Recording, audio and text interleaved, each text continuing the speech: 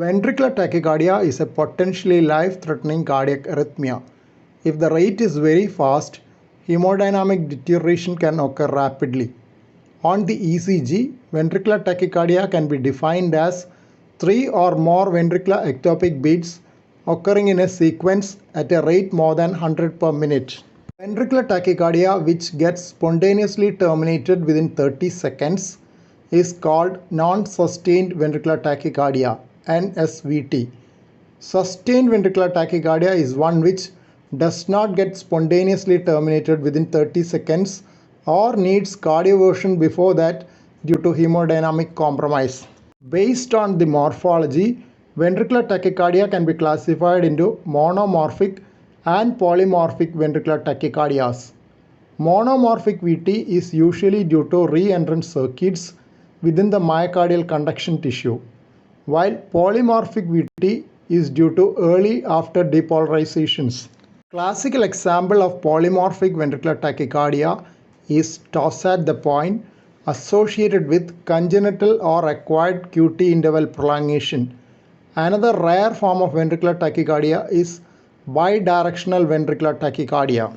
Monomorphic ventricular tachycardia is usually treated with an amiodarone bolus dose followed by infusion. Monomorphic ventricular tachycardia in the setting of acute myocardial ischemia can also be treated by intravenous lignocaine bolus followed by infusion. Predisposing causes for ventricular tachycardia like ischemia and electrolyte imbalance has to be treated simultaneously to prevent recurrence. Ventricular tachycardia not responding to pharmacotherapy and those having hemodynamic compromise at presentation need direct current cardioversion after appropriate sedation.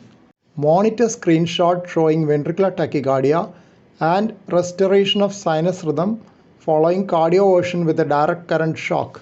Chronic recurrent monomorphic VT like vesicular ventricular tachycardia and right ventricular outflow tract tachycardia are also amenable to electrophysiological mapping and ablation.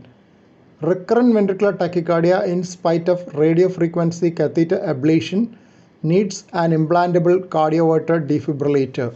Those at risk of recurrent VT with previous myocardial infarction and left ventricular dysfunction also need an implantable defibrillator. Polymorphic VT is managed by intravenous magnesium and measures to increase heart rate like pacing, as it occurs most often in the setting of bradycardia and QT interval prolongation. Associated hypokalemia, which is often present, has to be corrected. Offending drug has to be withdrawn in case of drug-induced polymorphic VT. Recurrent polymorphic VT in the setting of cardiac channelopathies or primary electrical disorders of the heart need implantation of a cardioverter defibrillator, as response to pharmacotherapy is often poor. Beta blockers are needed in addition for most persons with congenital long QT syndrome. Some of the polymorphic VTs in Brugada syndrome may be prevented by quinidine, though implantation of a defibrillator cannot be avoided by this method.